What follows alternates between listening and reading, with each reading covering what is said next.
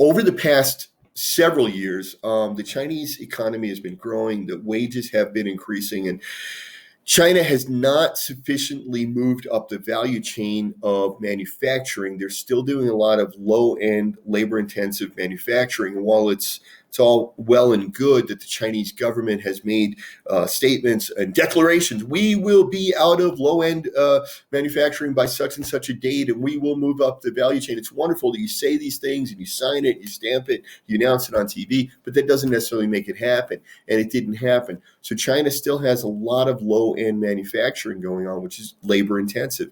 And as the pay for the workers increases, worker salaries increase, it becomes increasingly attractive to relocate a lot of that manufacturing to Southeast Asia. And some of the, let's say, above the labor intensive, the more skilled manufacturing, a lot of that can be done in India. And every country has its problems, right? When you open a factory in Vietnam, they expect you to build a road and build all the power lines that go out to your factory, and you have to invest. It's an incredible investment in basic infrastructure that they'll give you a location that's outside of Hanoi, for example. When you land in Hanoi Airport and you drive to the city of Hanoi, it's actually a pretty long drive. It's I believe about 45 minutes or an hour, and you pass all these factories, and that's where all these factories are. They're way outside the city, and when they give you that land, or when they provide you with that land to build your factory, they then require you to build a road to the factory. You have to build the power lines to the factory, and this all costs an incredible amount of money. And they have a very low reliability, business reliability, contract law enforcement. The corruption perception index is very high. It's one of the most corrupt countries in the world.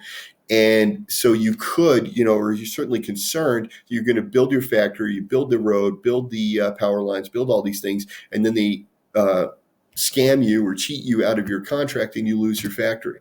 And this can happen to you in Vietnam. So Vietnam workers' salary is still about $150 a month, whereas in China, it's more like, let's say, $300, $400 a month, depending upon how you calculate and how you calculate a month, because with the factory salaries, they're often, when they quote you a number, it's actually quite a bit higher than the actual minimum wage, because they're including the overtime and all of that. So a factory worker in China is still earning about at least double what a factory worker in Vietnam is earning. So, very easy to say, oh, labor intensive business, I'll go move to Vietnam. Well, it's not that simple. You got to build a factory. You got to run power lines. It also takes a lot of time to do all those things.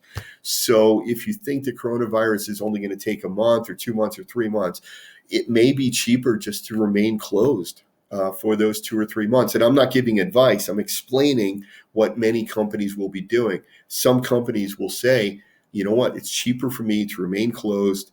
And then when China reopens, I reopen and I continue operating in China. Some companies will say that. Some companies will not. Some companies will say, you know what?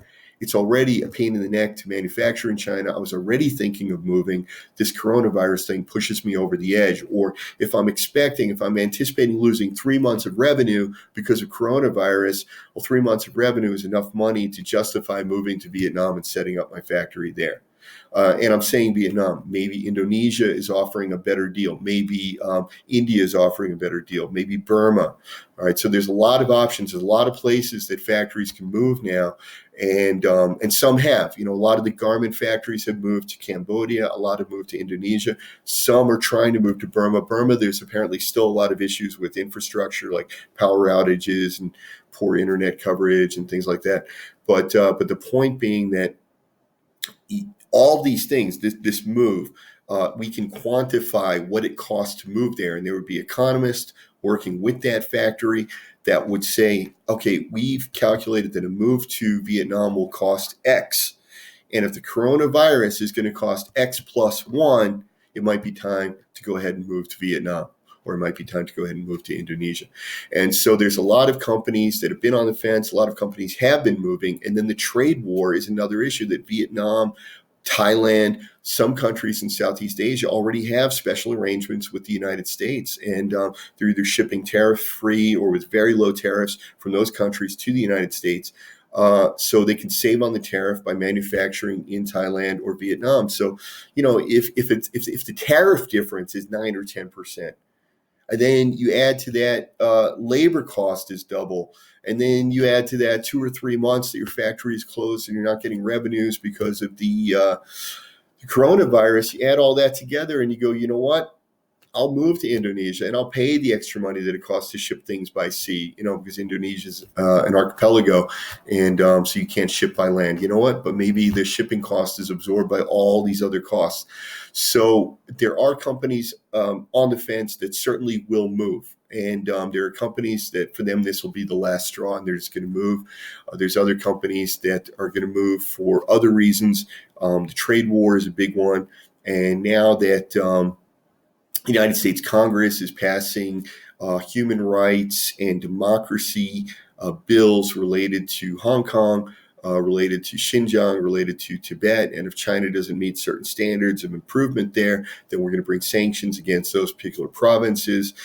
So again, and I don't know how much manufacturing is happening in Tibet or how much is happening in Xinjiang.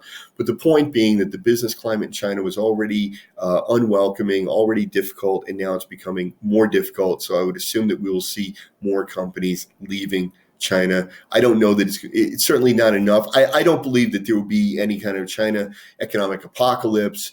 I think that all these things are going to hit the economy. They're going to hurt the economy. They're going to knock it down. But I don't think we're going to see the Chinese economy collapse. I keep getting people asking me that. Are we going to see a collapse? Is everybody a mass exodus? Like, no. I mean, these are all negative things. Negative things happen, and the economy goes down. It takes some hits. They probably won't see the GDP growth that they wanted to see this year.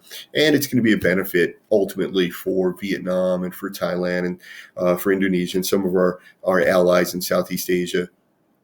And hopefully some of the manufacturing will shift to there.